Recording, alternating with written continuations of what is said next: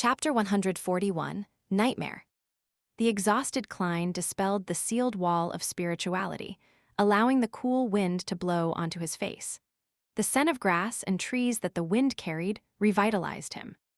He rubbed the warm and classic sealed artifact 3782 with his hands and sighed to himself. Who would have thought that there would be a drop of God's blood in this emblem? I have to assume that the experts from the Church of the Eternal Blazing Sun must have tried searching for this item in the past, but couldn't find it. Klein stretched his neck. He didn't dare try anything else, keeping the mutated sun's sacred emblem in the inner pocket of his trench coat. His hand followed a chain and took out a silver vine leaf pocket watch. He opened it to see that there was still about an hour before Corpse Collector Fry's shift. I need 2 matches to prop up my eyelids. This is a side effect of that near-death experience. Klein didn't have any other ideas. All he could do was take out a small metal bottle from a tiny hidden pocket. He uncapped the bottle and brought it near his nose. A pungent smell, a mix of mint and disinfectant, quickly entered his nose, giving Klein goosebumps. His senses were jolted, making him forget his fatigue temporarily.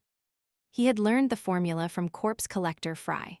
It was called Kellogg's oil, and it could help a person ignore the stench of rotting corpses, as well as refresh and clear the mind. The next hour felt like torture. Klein paced around from time to time and was bitten by the mosquitoes in the forest several times. Finally, he saw the black-haired, blue-eyed Fry walking out of the town wearing a trench coat and holding a cane. Even though Fry still looked like a living corpse, Klein felt as though he was looking at his savior. He covered his mouth and let out a yawn, making his eyes teary. He made his way over and took out sealed artifact 3782 from his pocket. "What happened?" Fry asked as he looked at his partner's pale face. Klein sighed and said, "I just did my shift at Channy's Gate the previous night and didn't sleep too well in the morning, so I'm very tired." He didn't elaborate further and changed the subject. "Shall I come for my next shift 4 hours from now?" 7 hours? The captain doesn't need sleep at night. Fry took the mutated sun's sacred emblem. "I'm glad someone enjoys staying up late." Klein ridiculed the captain under his breath. He bade goodbye to Fry and walked towards the town. On the way back to the inn, he took out his pocket watch again and checked the time. 10 minutes earlier than we arranged. What a nice person."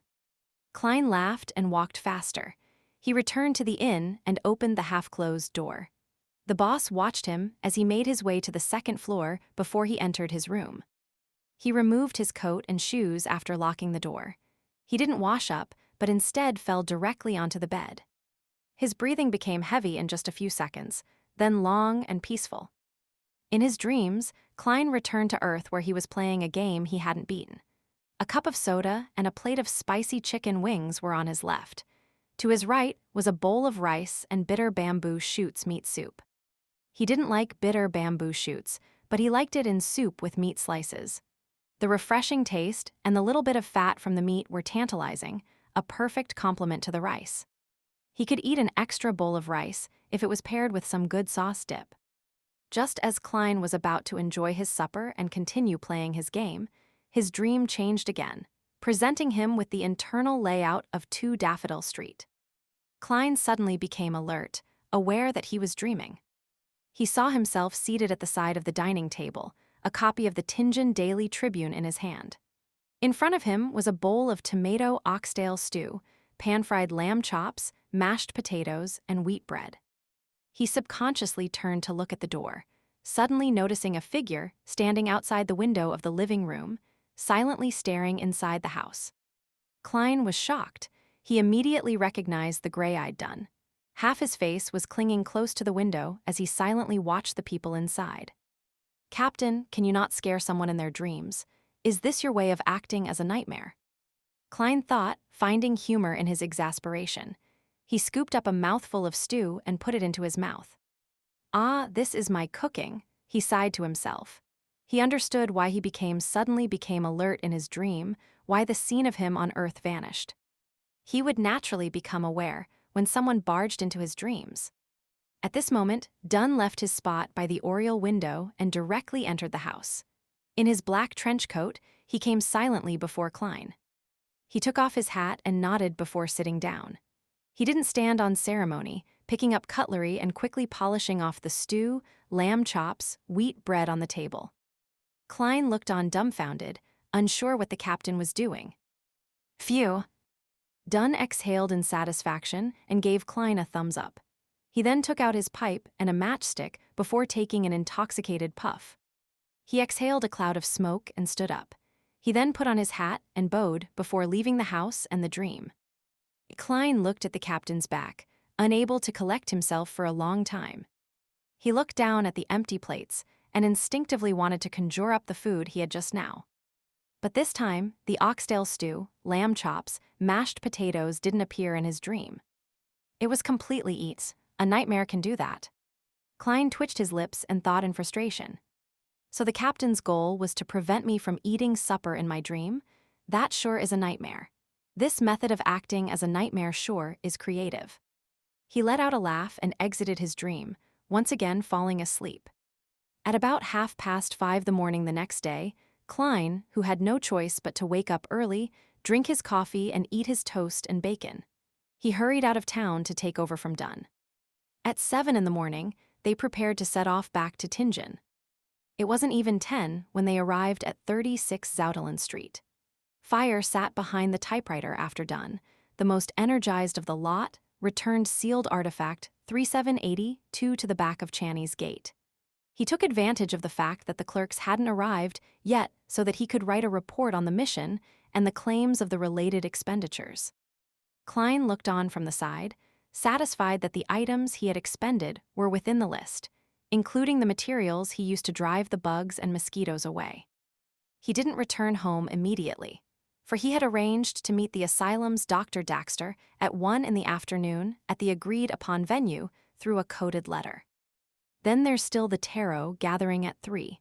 Why does the boss of a secret society have such a tiring life? Klein thought to himself. He took a 2-hour nap in the Nighthawk's break room to catch up on sleep. He didn't forget the information he had obtained the previous day. He wasn't worried that he would forget, for the information could be recalled using divination. He was afraid that he would disregard the existence of this information and even lose the ability to divine the information. Thus, he recalled the pieces of information once again before he slept to reinforce them. This was also the reason Klein insisted on doing a review every week and reorganize all the information he knew. After lunch, he took a look at his pocket watch and left the Blackthorn Security Company for the shooting club at 3 Zoutelen Street. Klein entered the reception area after pushing open the door, but he didn't head directly to the shooting range belonging to the Nighthawks. Instead, he found a seat in the hall as he waited patiently with his black cane in hand. He had arranged to meet Daxter at the Zoutelen Street Shooting Club. He had arranged this through handwritten letters. Whenever Klein needed to meet him, he would write to Dr. Daxter Guderian in place of a patient's family member and ask about a unique condition called dissociative identity disorder. In his letter, Klein would use various methods to mention the term spectator, as well as a hidden mark of ink to authenticate his identity. The letter would also casually mention a time to meet. As for the place to meet, they had already decided this the first time they met. If Klein felt that there was a need to change the location, he would mention it when they met in person. When Daxter Guderian needed to meet for non-urgent matters, he could send a letter to the Hound Pub or the Shooting Club.